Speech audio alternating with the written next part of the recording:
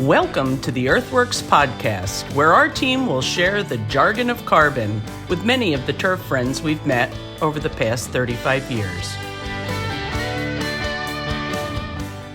Hi, everybody. This is Joel Simmons, and this is yet another EarthWorks podcast. And today, I am talking with James Morgan, who is the director of agronomy at Russell Lands. Are you actually technically Alexander City, Alabama? Yes, we are. You are, all right. Which is and I can say this comfortably because I was there a few weeks ago. It's really in the middle of nowhere, isn't it? I mean, you're like you drive for 100 hours and then there you are. Actually, it's not that bad. We were 2 hours from Atlanta, and then not far from Birmingham, right? Yeah, about an hour and a half south of Birmingham, about 45 minutes north and west of Auburn. So kind of right in a triangle. Montgomery's an hour away. We're in the middle of a lot, but far away from everything. I'm excited to have a chance to finally chat with you. I mean, I've known you for a while, since your days at Trinity Forest working with Casey Koff. And you've been here. How long have you been here now? I don't even remember. Coming up on 5 years. Has it been that long? February of 21. Unbelievable property. I mean, there's two golf courses, Wicker Point, and I'm going to get this right, I hope, Willow Point. Correct. And the Wicker Point is the Core Crenshaw course. Correct. That I had the pleasure of stinking up the other day with a bunch of golf clubs, and I borrowed them from you guys, and I didn't break one. I was very accomplished, and I actually didn't even lose that many balls. It's a beautiful golf course. You're on Lake Martin in Alabama, which, if I recall correctly, was originally a lake built by the electric company. Yes, Alabama Power built it in the 20s, and at the time of completion, it was actually the largest man-made lake in the entire world. We have over 850 miles of shoreline, over 42,000 acres of actual water. So very large man-made lake. Beautiful. Yeah, it's beautiful, stunning. I mean, when you guys got there, you didn't change the lake at all, did you? Did you just No, you didn't enlarge it? For some reason, I had that in my head, and that's kind of scary being in my head. But yeah, it's truly stunning. I mean, it really was quite the experience. And the property is owned by the Russell family of the famous Russell Athletic wear, and I guess the original. Is this true? They actually invented the sweatshirt or the sweatpants or something like that, the Russell family?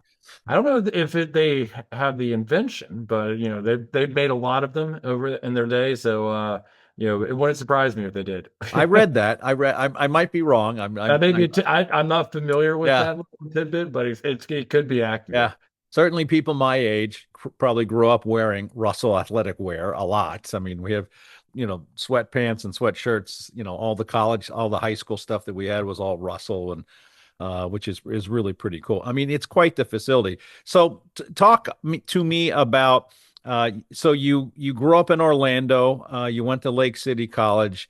How did you get into golf? I mean, how did this come about for you? I mean, and what was your first love of this whole adventure? Yeah. Well, it's funny you asked that question. We're going through internship interviews. That's the first one. It's like, tell me, where does the passion come from? So it started for me, a summer job. I'd played golf growing up. My dad was on the University of Florida golf team in the 70s. Oh, wow. So golf was always part of our family, but it was never a passion. Go out there, hit it around, have some fun on a Saturday or something, but it never really grabbed me. And then early college, I gave football a try. That did not work out very well. Wasn't mature enough, was not athletic enough. 40 time wasn't fast enough, none of that. So gave it a shot my freshman year, did not succeed at that. And so, moving back to Florida, there was a local country club that my family was a member or had a membership at called the Country Club of Orlando. And a good friend of mine and I needed a summer job to stay busy. And we knew they were looking for guys to go, rake bunkers and run weed eaters on the lake banks. And so we signed up and, worked 3 months that summer. And I kind of fell in love with it. It was up early mornings. It was all the same stuff that we all, as superintendents, all like to go back to, working outside, hands-on, you're making a difference every day. But it was more than that, it was, impactful. It was being with the guys, crews, you take all that stuff for granted, just this eclectic group of people. So from an immediate, time being on a golf course, I just like doing the work, being with the guys, and something clicked. Up to that point in time, I didn't really have a direction of where I was headed.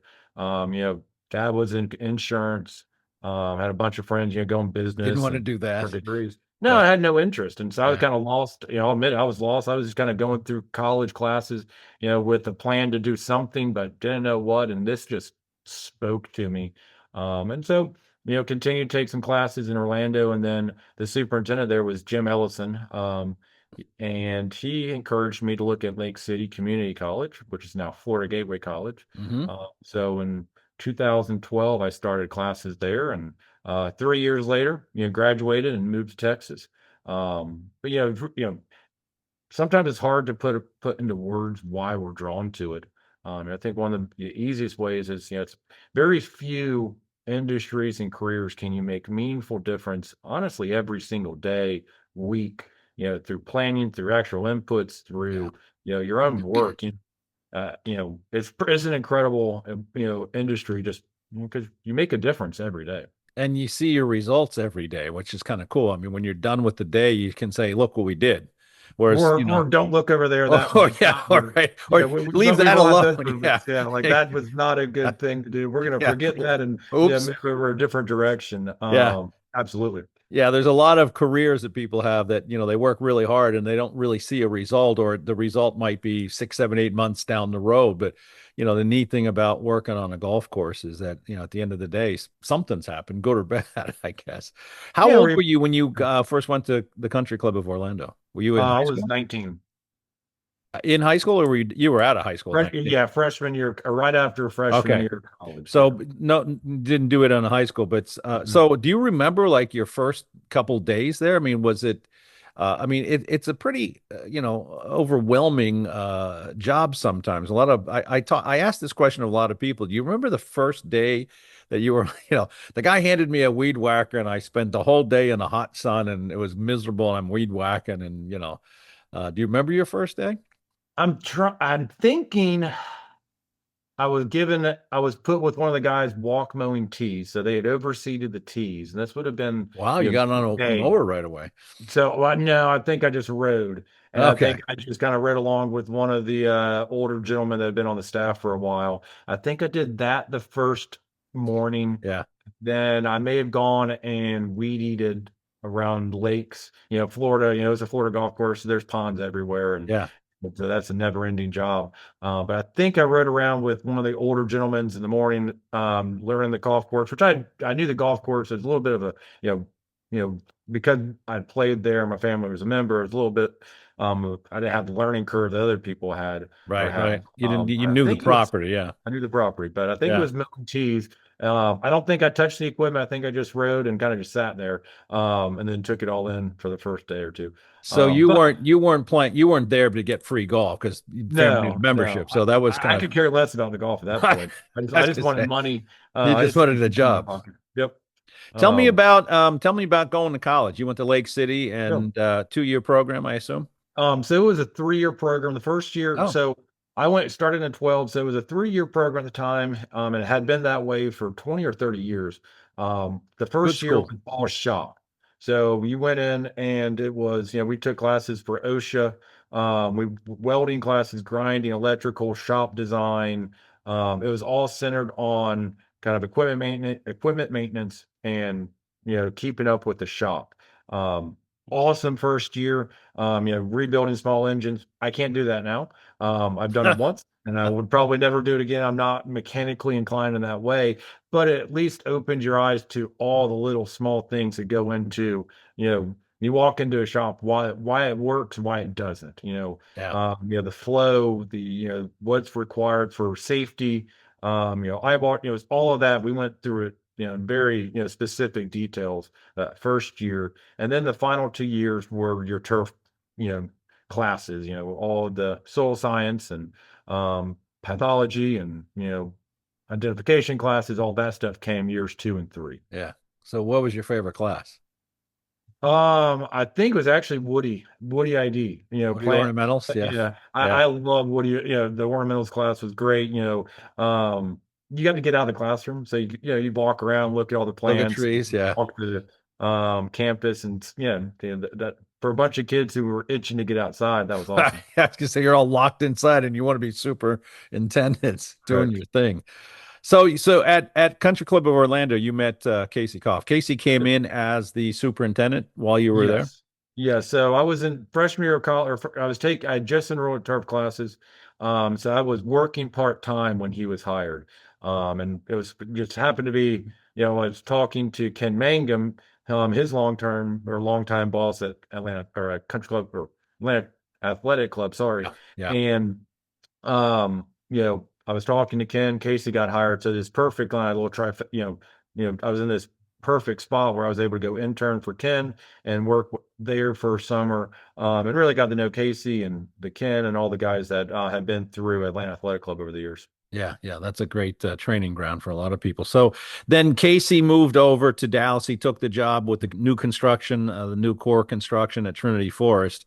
And did he bring you over right away? Were you there from I day had one? so he started I think August of 14 and I moved there May of 15, 2015. So I had a The year. ground was already broken. Yes, I had 1 year of school left when he started there. Ah, So the first sod didn't hit the ground until early June, I think. It was about a month and a half behind schedule due to some rain. yeah, I remember So that. There was a lot of flooding on there that was a lot of property flooding. during So that construction. it was awful. Yeah, So that I got that there. whole lower section of Trinity was always getting flooded out. There were a few times where some of the holes just kind of disappeared. Yeah, yeah. And Trinity is all zoysius. I mean, talk a little bit about Trinity. I mean, it must have been a pretty cool experience for you because it was It was. unique. Yeah, and I think going out there, first job out of school, moving there from the southeast, at the time, nowhere else was really building, or there wasn't new golf. Going out there in 2015, Blue Jack National was under construction, Trinity Forest was being built. So for the first time as a young student, you had some opportunity to have some new growth, and so that was intriguing. Then the Trinity Zoysia at the time it was L1F.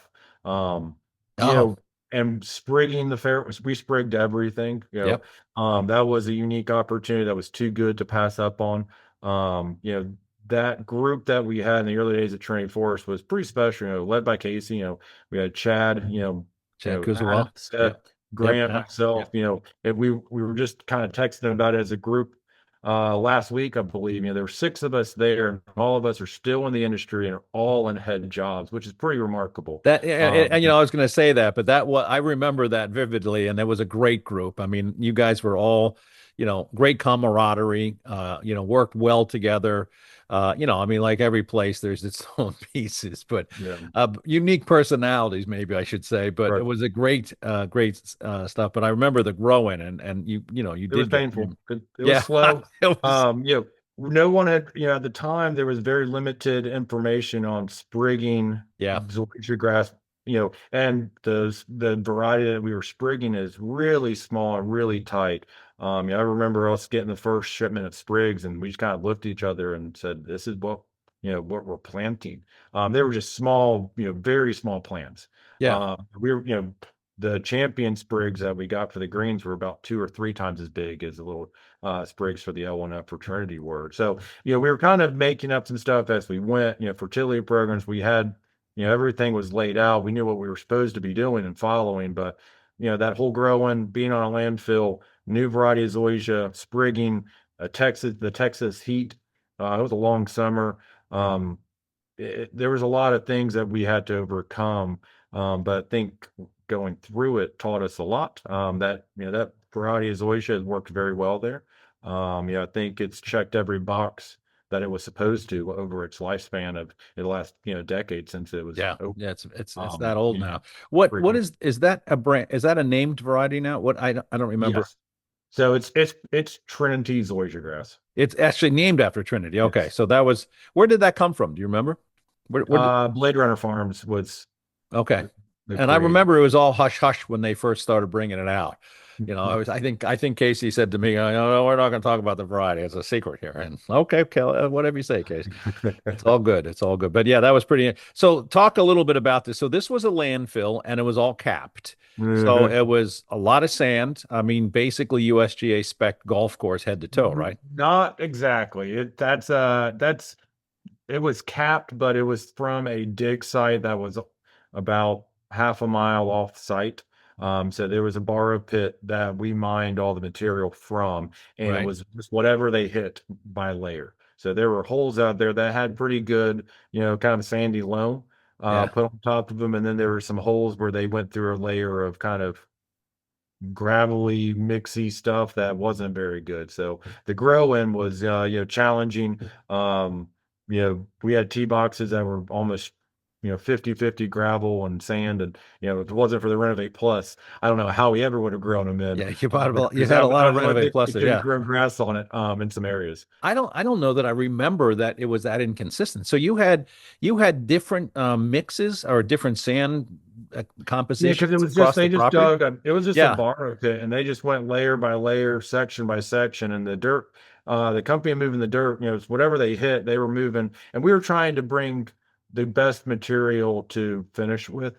Yeah. The greens were push up native soil or native sand greens. There was a vein of sand they found that all that sand was saved for the greens and greens complexes. But yeah, a lot of the fairways, tee boxes, kind of away from the green, the further away from the green, the more random some of the soils got, just based off what they were digging through as they were going down in that dig site. How was that for you? I mean, you were probably relatively new at this. It was the first time Oh you yeah, did this, right? I mean, oh did yeah. you did you get it at the time? I mean, that's got to be. I mean, as a superintendent, I would think that would be really frustrating. But did you I guys don't all think get it? Casey probably realized was probably thinking about way more than we were Yeah. as What the assistants. hell is this crap? Um, I think we were just trying to stay or keep our heads above water because everything got pushed back so late, and when it finally the weather cleared up and Yeah. we Yeah. started planting, it just kind of comes at you so fast. And like it's there wasn't another golf course down the road that had gone through what we were going through, so there was really no one to just kind of Compare call. to. Yeah. There was a lot of information on Zoysia and a lot of really smart people, helping make recommendations. But I think as assistants, we were just trying to keep up with, you know, there was very broad fairways. We sprigged over 50 acres, 60 acres of Yeah. Zoysia Big, grass. big, And big so you're property. Yeah. weekly apt, every hole's on different regiments, and you're just trying to figure out where you're headed that week to fertilize and keep it going, watching your water. So I don't think we realize, or as me personally, I don't think I realized the soil quality until probably 17 or 18, when you start facing all the challenges as you're trying to dial it back from growing, where you start to Yeah. get pockets of really good, then you got kind of thinning out areas, you got puffy areas, you're trying to manage you know all these different Right. areas. That's where the challenge comes from. And so as a young assistant right out of school, I don't think I processed it until you're trying to figure out how to keep good consistent conditions year round, and that's a little bit more challenging. Great learning experience, though, I can't Very much so. imagine. Yeah. I mean, so were there holes that were harder to get established than others? Yes, there were several. Yeah. And most of them were the holes that were planted later in the summer, so that was Okay. an automatic thing to but they just had the worst material, Yeah. I because they were just working in a certain, order, and as that order, as you kinda start getting to the last 2 or 3, Yeah. you just had to use what you had, available, and, but I think in going through that, it prepped me for Wicker Point's construction. I bet. Wasn't intimidated because Wicker is built on, just the natural native red clay and rock that small, fist-sized rock, soils. Um, it it didn't overwhelm me knowing that the soils weren't great because I knew we could do it. And but it provided a glimpse of or a way to hopefully grow a golf course in on native soil without overdoing it and Yeah. creating Yeah. challenges that you'd have to overcome later. So let's talk a little. Well, let me back up just a bit. I mean, how long were you at Trinity? I mean, Almost 6 years, about all right. So five, you a got a little lot of over experience out there. 5.5 years. Yeah. So you were managing. You were playing superintendent essentially once it was up and running. I mean, you were. Yes. Yeah. Yes. So I mean, you were doing maintenance work is what I'm getting at. Mhm. So let's talk. So what year did you head over to Russell's Lands and Wicker? So Wicker, I started in February of 2021. Oh, gee, just right after COVID. So what was there? Mhm. Was Willow Point there? There's two golf courses, Yes. two world-class golf courses, Willow Point, Wicker Point, right next to each other on the lake, all Yep. wrapped So around the lake, as a which was crow flies, they're about 3.5 miles away. okay. Willow Point was there. So Willow Point, the land that it sits on now, they built the golf course there in '67, and Oh, I then didn't realize it was that old. yes. Oh, So okay. there's another. So Willow Point, the original Willow Point was actually Alexander City, country club, golf club that was in Alexander City. They moved it out to the lake and donated that. The Russell family donated the land of the original golf course to the state of Alabama so they could open a community college there. So there is a college on the Oh, I original, didn't know. Alexander City Country Club, and Willow Point moved there in the '60s or Is moved it out. is it Russell Community College? Nope, it's Central Alabama Okay, Community sorry. College. That's There a are a few buildings with Russell tags. Yeah, I'm just a bad joke. We'll get to that. But so I assume you got the Wicker Point job because of your relationship with the Core Crenshaw team. I did, Yeah. yes. So let me go back to that because I think you know this. I know you know this, and I think most people that listen to me know this, but I'm a huge Core Crenshaw fan, and I love the work. And Trinity was great. But so you got to work with the whole team over there, including my friend, the bunker specialist. I Um, did. yeah. And yeah, I mean it's really quite a spectacular group of people putting all that stuff. I've had the great pleasure of working. I don't even know now, dozen Core Crenshaw properties, and each one is unique.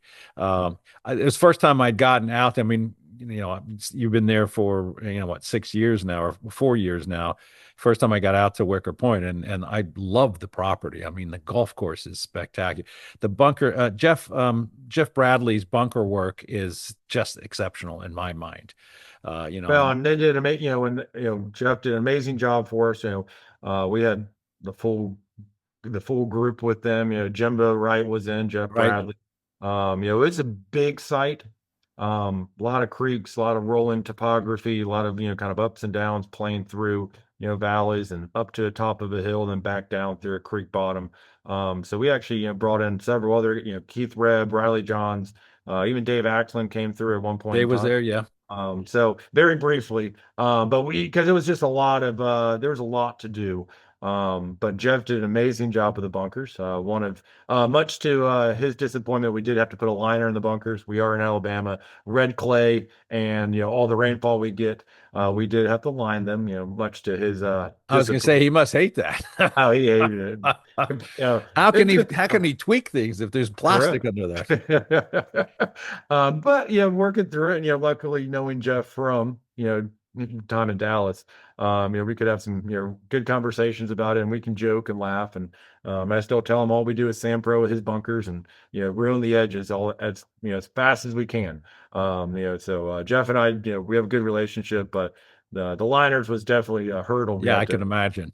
And if you haven't, I mean, I did a podcast with Rusty Mercer, who was at Stream Song at the time, and Rusty knew, Jeff was a second assistant or just a crew kid, and it's a great story. If you get a chance, I don't Phenomenal know if you've story. heard this, but I have. yeah, if you like the Core Crenshaw properties, take a listen to the Rusty Mercer podcast. He tells a great story of Jeff. It makes me laugh every time I think about it. But yeah, I mean, again, driving around, I mean, the bunker is so unique. I mean, you just can, the way he set it up and down, and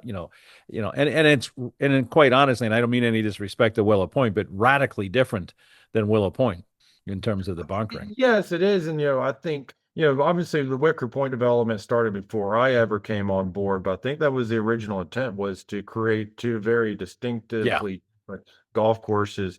That, for membership, if you're going to, if you want to play Wicker Point, you're going to choose to play Wicker Point for what that course provides you. the design philosophies, the game that you need to bring. And Willow Point is, you're going to choose Willow Point for another set of reasons. Right, And right. I think as a company, that's what Russell Lands wanted. That was the vision. And I think as a maintenance, as we're kind of seeing these, as we complete the renovation at Willow Point, that we really leaned into that even more, Yeah. making sure that they were, they stood on their own 2 feet, equally good, equal, we want them to be, on the same level, but in different ways. And I think you've accomplished that very nicely, quite honestly. You came in as the grow-in superintendent for Wicker Point. Yes. Did you have any responsibilities over the whole property at that point, or was there somebody overseeing everything? No, so I oversaw everything at Wicker, as the owner's rep, representing, Russell Land's growing superintendent. We built I built the shop, we laid that out and led that construction along with, our partners, working with Bill and Ben. So did it all. Yeah, you had some experience building the shop at Trinity too, right? I mean, were you? At least I'd seen a metal building go up. That's about, as it is, yes, you definitely do, you're, the more in turf, you're around a lot. You just have to absorb You so much. absorb it exactly. You're just Correct. gonna say, And you but watched it go honestly, up, but you saw the design work and you kind of got correct. an idea. I mean, that's a beautiful facility, actually. I think Very it's nice. yeah, But very honestly, well the done. class at Lake City was, because we had one of our projects was drawing our own shop, and we had, Oh, so cool. honestly, one of the, I had to go back to that and go, okay, let's bust out the graph paper, get the Yeah, rulers yeah, and building scales. So it was a lot of fun, but being around Trinity Forest, every shop, I think I've talked to several superintendents, and we all say the same thing. Even when we get to design our own, there's always things when it's done that we'd love to fix. So you finish putting that final screw up, or yeah. final coat of paint, and it's like, golly, I wish Oh, I I could should have do done this. this. So, what And should you have done at Wicker Point? I was just going to ask you that question. I mean, what was missing after you finally saw it done? we cut, so cost, and that, during COVID when we were building it, the cost of steel had skyrocketed. So we Oh, ended that's up right. You're in the taking middle of about all 10 that. feet off the length of the building. And so in doing so, we saved a pretty good size amount of money. It was a pretty sizable Yeah, I amount of bet. money. And in doing so, though, it shrunk the break room down. It shrunk the, Yeah, men's locker room. Those are the things that were sacrificed. I knew going into it, I knew I wasn't going to sacrifice the mechanics area. That square footage was staying the same, to have that space adequately right, sized. right. And then equipment storage, was not going to be, sacrificed. So when they started talking about, if we, take 10 feet off, it resizes, each of these bay, the steel that is then, it goes in, there's a lot of engineering that goes into those metal buildings and the structural components of them. And, losing 10 feet, it resized each of the bays, each of the, steel beams, and, but it shrunk the break room, bathroom, and and ultimately a little bit of the office down. And Yeah, as we've seen at the time, we were just a small 18-hole golf course, that we didn't have any grass on the ground when we started the plans. It was just me hanging out in a trailer by myself, with the Core Crenshaw guys. And there, as the club has grown, as things have kind of continued to build around it, we could, you can always use more space. yeah. Of I course, remember every sitting there going, place can. we've got all the space in the world. This is great. Yeah, We have room for 25 people on staff. Well, we're well, we could be well above that during the summer. right. And you go, dang it, I missed that one. Yeah, Um, could have had a little more there. But I you know. like you said, you were, anybody that was doing construction right after COVID, everything had gone through the roof, plastic had gone through the roof, so irrigation, piping, I mean, everything was ridiculous, and steel Yeah, was we were getting nuts. price quotes for 24, 48 hours on HDPE fitting. Really? It was so tight because that was also, we were buying in the middle of the Texas winter storm when that really bad Oh, storm right. And all the in plastic Texas. in the world And went to Texas. yep, well, and like oil was going up and Yep. down. So we were, I remember getting quotes for HDPE pipe, and they were, 48-hour holds. And that was it, because there was a chance they'd go up the next day, Yeah. 12%. I had talked to a superintendent, I think, here on the podcast, and I remember them saying definitively the finished product was $1 million higher than the quote that they'd gotten 6, 8 months later or earlier because of the skyrocketing prices of all those kind of things, which is kind of crazy. Let's talk a little bit. I want to get an understanding as to the Russell family. I mean, this is a pretty interesting thing. This is their baby. I mean, when you go there, everything is Russell, and I mean, it's really kind of I mean, again, you're in the middle of nowhere. But it's a community, lakefront community. So, and then you've got these two beautiful golf courses on there. But all is give us a little history of the Russell family has been there forever, right? I mean, isn't that where they all started? They had been here since the early 1900s. Wow. They were here. Their family was here prior to the lake. So the lake dams up the Tallapoosa River, Yep. and when that construction started, there was a town that was actually right along the river that everyone had to move out of to make room for when the lake was flooded or when the area was flooded. So So there's a Alexander city in the lake, under the lake? there is a small town underneath the water. Oh, Uh, wow. like a lot of them were, growing up in North Georgia for, Lake Lanier Yeah. has, several small, villages and things underneath the water. I hope they got all the Um, people out before you'd have ghosts over Hopefully. there. So, with that, when you flood around a river, you flood all of the good farmland. Yeah, of All the course. good farmland's in the bottom underneath 100 feet of water, 150 feet of water now. Yeah. So, they kind of took away all of the, cash crops of the area. Yeah. Um, and Alexander City was the kind of the biggest nearby town. And then the Russell family, found different ways of, piggybacking and kind of using the lake's construction to continue to build the town and build up the Lake Martin area in the 20s and 30s.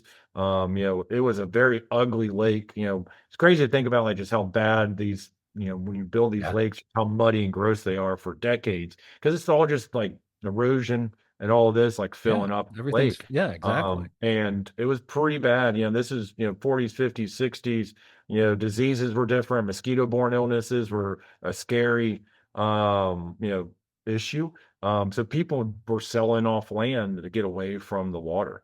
It was just not a pretty thing to be around. And so they were slowly just buying land, and what it turned into was, slowly acquired a large, portion of the lakefront and the forests around, and they started maintaining timber, and there was crops, and there, and then that, led to the mills, where cotton that was being grown around the lake area would all go to Alexander City and into the mills there. And, from that, Russell Athletic or Russell Corp was built. At one point in time, every single, professional sport jersey uniform that was ever worn, was made in Alexander City. Those mills still stand there today. They're not quite the Yeah. beautiful things that would have been, 30, 40 years Yeah. ago. They're all still standing there. A few of them have been repurposed, for new companies moving in to take advantage of the warehouses and things. But, just kind of built, this entire city around Russell Mills So and their family business started in other things than athletic wear. I mean, it was mill work and The lumber mills and was the yeah, driving force, yeah, behind all of this, and that's what allowed us or the family to acquire the land that we all, right. know as, the Russell Lands Development. The golf courses, we all sit in the middle of it. Alabama Power is the largest landowner on the lake, Ben Russell, and Russell Lands is the second largest landowner. And it's still a lot of land left to develop, which is awesome. We still got a lot of growth here. Yeah, But it's something really spectacular. And so from there, grew what we now, see as Russell Lands. We yeah. have, I think we're at 6 marinas now, between Lake Wow. Martin area and Smith Lake. We have multiple restaurants, fine dining, casual. We have our own grocery store. We have our own stables. Oh, For trail rides. We have, nature cabins where, we do, weekend nature shows for children. We have lawns where we do yoga every Saturday morning and Friday night, live music. We have an amphitheater that we host big concerts at during the summer and on big the lake? on the lake, Yeah, overlooks the lake. It's gorgeous. Big 4th of July show, one of the largest private shows in the Southeast. It's kind of just, grown. We're talking about the Russell Lands umbrella. It's over 30 companies. Wow. We have, I believe we're at a dozen home improvement stores or hardware stores. Um, you know, Boat so sales, boat sales. We do a lot. fire department, airport, We hospital. do have I mean, airports. We do everywhere have you go, it's Russell something, right? we have our own GC. That is Of that course. So if you that want to buy a house, you buy their land and have them build your house. I it's mean, you think it's a about it, good it's business model. it's brilliant, and It is. and needless to say, they built two spectacular golf courses. Are there ever plans for another golf course? I think we talk about it frequently. Is there I think land? there's a few acres. Okay, There's I was gonna say you got a lot of land over there. I mean, is there we land? do. I guess what I meant to say is there land on the lake? Yes, yeah, we still have, quite a large chunk of land, north, south, all around. There's a very, very large right across the lake from Willow Point. That's years down the road, maybe decades before we get to there. So, future development is very, very promising. You know, I- we have done everything for private club, or we're a private club at both, or both are private clubs. Right. Um, you know, I think the next conversation kind of becomes, is there a way to figure out how to kind of bridge the gap, maybe between public and private, or, resort hotels, things of Right. that Right. nature. Lake Martin is still, you know, kind of relatively undeveloped as far as the lakefront goes. Yeah. There's still almost 400 miles of lakefront real estate left to develop. Oh, Now it won't all really? be developed, Yeah. but because Alabama Power will control and keep some of that off. But there's still a lot of development left to go. And so there will be, whether it's in the next decade and whether it's in the next 5 years, there will be other plans. Well, there you go. Your future is We're working set, isn't it, it is, my friend? which is cool. Yeah, that's very cool. Whether we do it on the lake or whether we go inland, I think, Yeah. it's funny, Bill, you love Bill, Bill, when he first was walking, trying to find a piece of property, the first piece of land that, I'll tell this little story about Russell Lands. So when they first contacted Bill and Ben, they sent a topo map for this site that, they thought they had the perfect golf course laid out. And, they sent the topo over, and so Bill, they go meet with Bill and Ben. They agree to fly out, and Bill has not seen the land, and he did not happen to look at the topo map. And Oh, you didn't even look at it? well, it had gone to Ben first, and Right. the Russell Lands Company are some of the best people I've ever been around. They were also worked for, and everyone's having such a great time on the initial meeting. No one really truly dug into the topo, and so first time they go out to look at the site, I think it took them all of about 30 minutes for Bill to go, "There's not a golf course here," and so we had to go walking, or everyone at Russell Lands just had, they just let Bill start to walk and find the piece of land that was going to be right for Wicker Point. And I think it was, over the next visit or two, it was probably 30 or 40 miles of walking through the woods. And this was all woods. I mean, that All property woods, is yeah, all heavily wooded in the middle of the heavily summer. evergreens. Yeah. Heavy pine forest through creek Yeah. bottoms, and finally just start piecing together, different areas. And Wicker Point, the golf course, there's some different ways to get around it, and not all of it involved the waterfront in the beginning. That was something that Russell Lance was very adamant that we wanted, was to showcase the lake at Wicker Yeah, I Point. would think. And I would Which think is Bill rare would because want that. most developers say, "Yo, you don't want to build a golf course on a lake? Perfect. We'll sell that real estate and make some money off the land." But we, as a company, were adamant that we wanted those holes on the water, and so we were able to route it in a way that gave us 18 really good holes, um, and a little bit of water. How far was the topo from where he ended up saying this is the place? I mean, was it? The crow flies not very far. Yeah. Total distance, walking, because you have to go way out and around the lake, because the shoreline is so kind of crooked, and Scalloped. Yeah. there's It's all all, these yeah. sloughs and coves, and Yeah. there's no direct shot anywhere around the lake. And so I don't, it's, they walked a long ways from the original site to get to where we were. Wow. Because the crow flies is only a couple miles. And you can see it actually from the 11th tee box. You can see the landform across the lake where they would have wanted to build it, or where the first site, the Right. proposed. Right.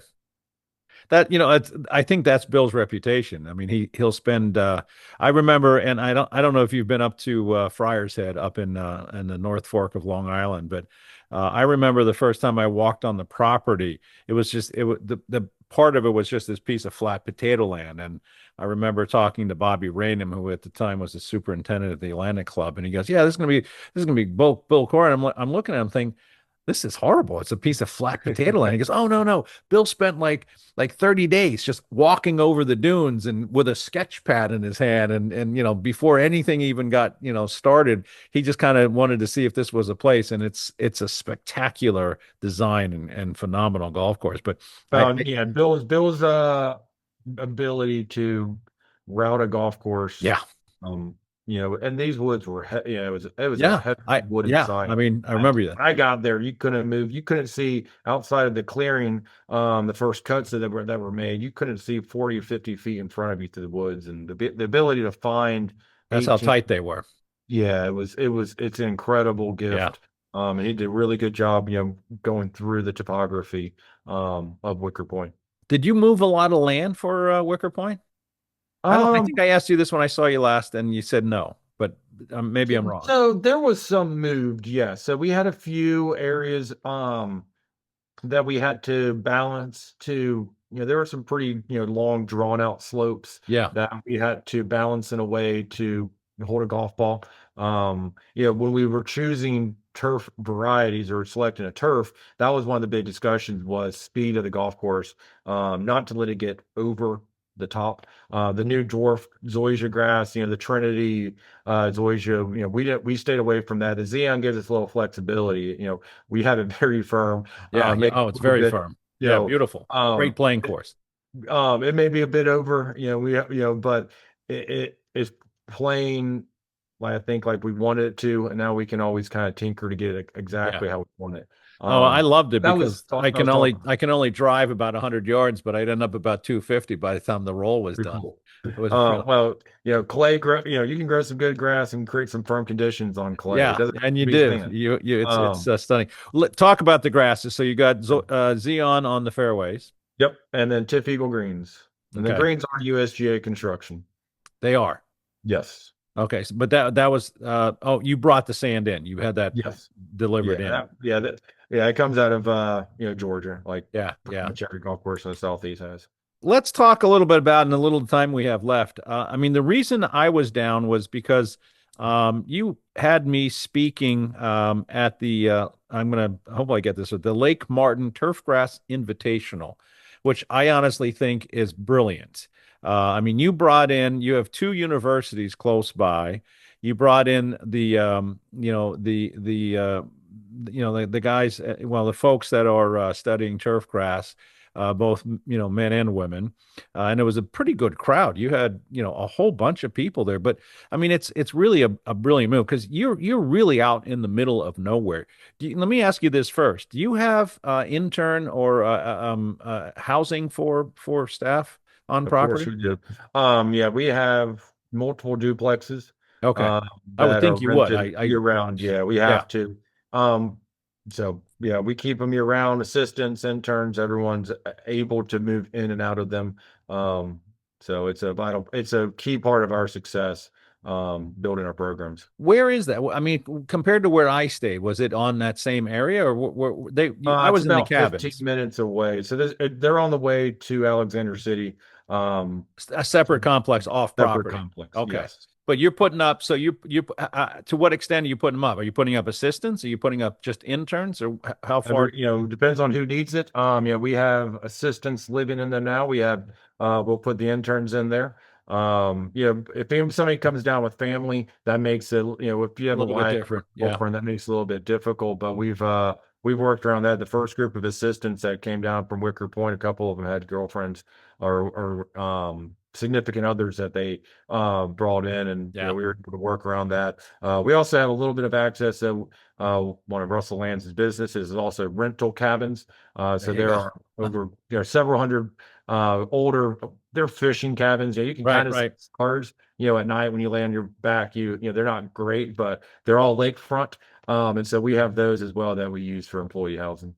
So, I mean, if somebody wants to come and work there, I mean, at least it's all set up. I mean, you got a pretty good setup for these for anybody. Right. And obviously, anybody. I mean, what a great place to get experience as an intern. And you got housing, and you got, two different golf courses, and not an easy environment, not an easy soil to work on. You got this clay soil, so I mean, the experience that you could get from working as an intern or even as a young assistant, I mean, I could see as being invaluable. And the fact that I mean, even though you're out in the middle of nowhere, you're not that far from stuff, Oh. and housing is paid for, and that's not a bad gig if you think about it. Auburn is no, it's really not. Auburn's 45 minutes away, so you got all Yeah, the college bars and yeah, football exactly. I there. mean, that's You where I'm know, going. I tell you that. we've all gone down there. Yeah, there's breweries and pizzeria. And there's definitely things. One that we're out off the beaten path, but there's so much around it because Yeah, everything we do is an amenity. There's live music, there's concerts, there's restaurants, there's food, there's drink, all put on by us. Plus, you have all the other Montgomery, Alexander City, Auburn areas as well. Atlanta's You two know, hours if you wanted to do that. Yeah, Flights aren't bad. Birmingham's not far away. yeah, We mentioned the two courses. I know, running out, guys, we kind of run out of time, but Willow Point, which we've hardly talked about, we're super excited about. We do have Bill and Ben's course, but we also have Dana Fry and Jason Straka, right. original design, that we just completed a very large renovation of, and being able as a young assistant or intern, my opinion, if I had this opportunity while I was in college, I would have been ecstatic. Jumped all over it. Yeah, Because you have two polar opposites, different sites, different shops, different crews, all within the same program, trying to figure out how to make it all work. But two very different golf courses. yeah, One's I think the best way to explain it, and I'm using Jason Straka's words here, but he described Willow Point as simplistic elegance. Old, kind of old style design principles, with modern, yeah. greens, bunkers, and the grasses and the grass varieties to go with it. So we're really excited about Willow Point. Yeah, I didn't mean to diss that by any means. I didn't get out there very much, but because I, I get it. I get it. I got to see Wicker from tee to green, but you could certainly see the work that was being done, and I talked to Wesley, your superintendent there, and he was excited about all the work that was done there, and it looks fantastic. I mean, we got to see enough of it to see, and you're done now. Is it open? We will open next spring or Oh, sometime it's in not May. okay. All right, so Yeah. you still got a ways to go. So you're growing it in now. But yeah, so yeah, was there a lot of change? Was the reconstruction? There was it was really hole by hole. There were some, there were a few holes that we really got into it. Recontouring, number Yeah, three out there is a big par five that there was a big chunk of rock that ran across the second landing zone. We took out 6 or 7 feet of rock and reshaped the fairway. That allowed us to do a bunch of work on the green. And then we had a couple holes that had some double fairways and used the land in a certain way that Dana and Jason wanted to change a little bit. And so that yeah. involved some recontouring. A lot of the work was focused on rebunkering and modernizing and kind of updating the greens complexes to match not only Bermuda grass, but also match modern spin, distance, all that. The greens that were there they built them in '03 for bent grass, and so we had a lot of slopes that just didn't quite work for some of the Bermuda grass firmness and speeds that we can get during the summers. So all new grass, All head new to grass. toe. Except for a little bit outside. So we resodded the rough with 419. So there were some pockets of 419 Bermuda that stayed in place. Yeah. We did a bunch of testing with different varieties of grass. It was kind of we had about a year to try to go through a bunch of different pieces after I moved into the director role, and we tried to cram a lot of information in really quick, and we kept going back to 419. There was we did a lot of different Bermuda varieties, and it was like the 419 here still looks really good, and for a rough variety, it's pretty Yeah, hard to for beat. where you are, it's ideal. It is. I need to ask you some agronomy, and I'm going to sound a little self-serving, but you did a lot of biological soil management in both of these projects. So, We did. I mean, you got a taste for that at Trinity. You saw what some of these things can do. But did it work as well on this soil type? I mean, it's a pretty heavy red clay soil. Did it meet expectations on this environment versus where you were in Trinity? Yes, I believe so.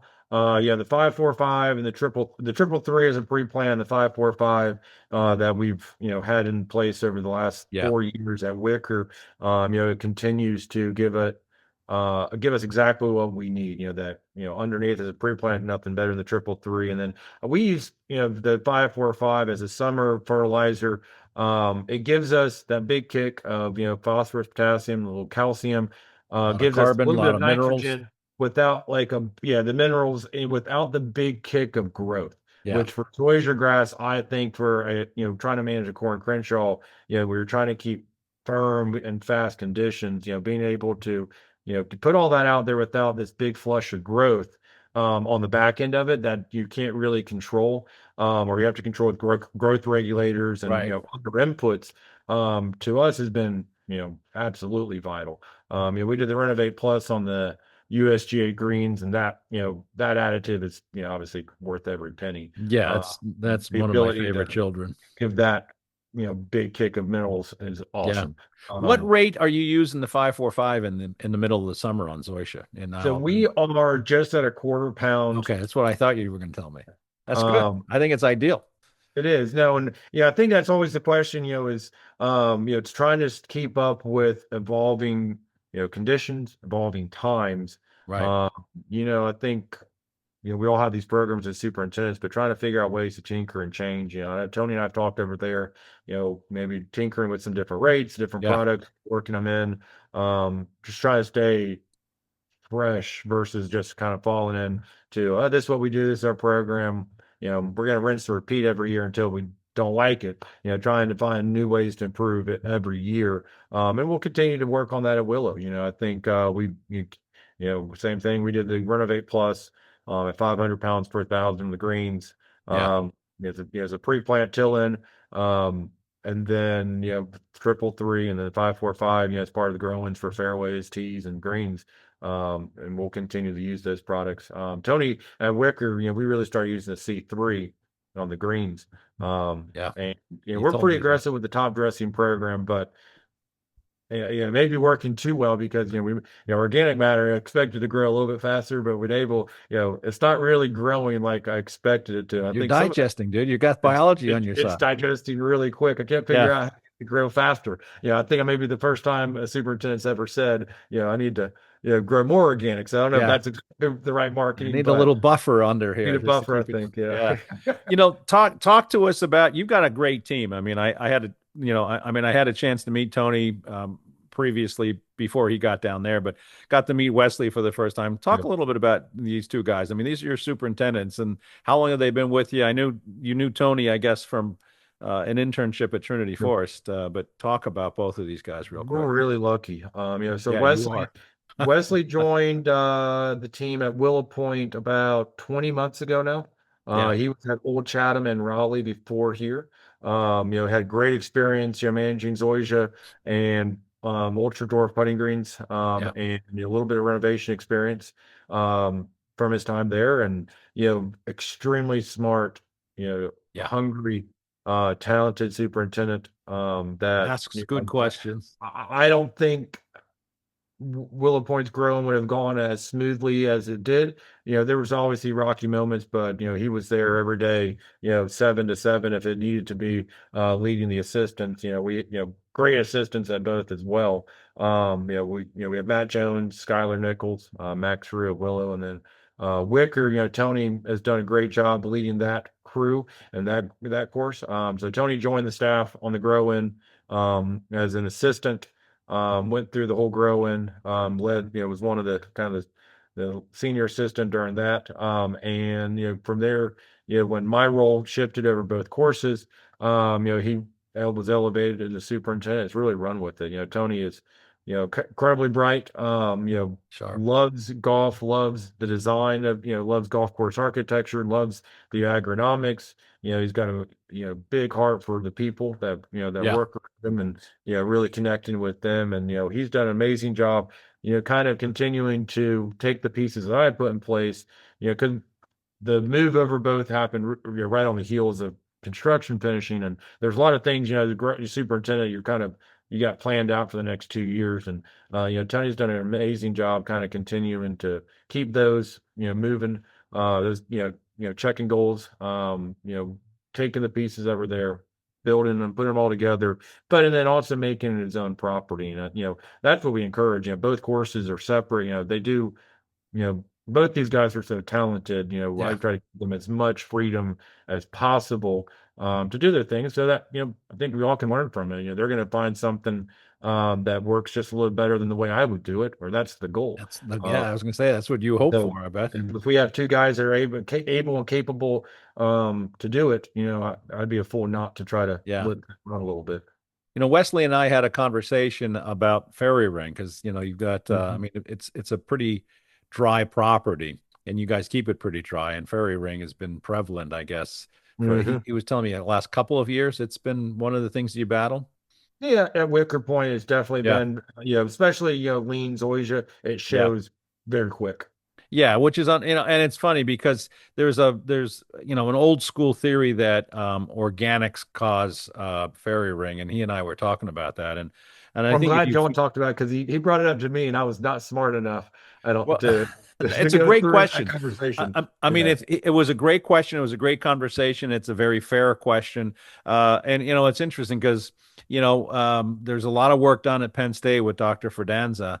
And he's really kind of shown us all that, fairy ring fungi love, dry, droughty, environments that are warm. And, if you have a big droughty summer, you tend to see fairy ring. And this is from his research studies that really showed fairy ring will kick in. But he had done some work with Renovate Plus and Ecolite, Zeolite, and actually found that these products help to reduce some of the fairy ring because they're holding some moisture. So it really became more of a moisture related conversation than it was. The old school theory was, oh, you don't want to use organics. And I remember in the early 90s, we're starting a young company, and then all of a sudden they're saying, oh, you don't want to use that, you'll get fairy ring. But luckily, right after that, started building what they call California style greens, no organic at all, and the worst fairy ring you've ever seen. So, luckily, Dr. Fredanza has done some work, and if you guys are anybody's battling fairy ring, I mean, Dr. Fredanza is just a great resource on that and all that kind of Well, stuff. we don't have it,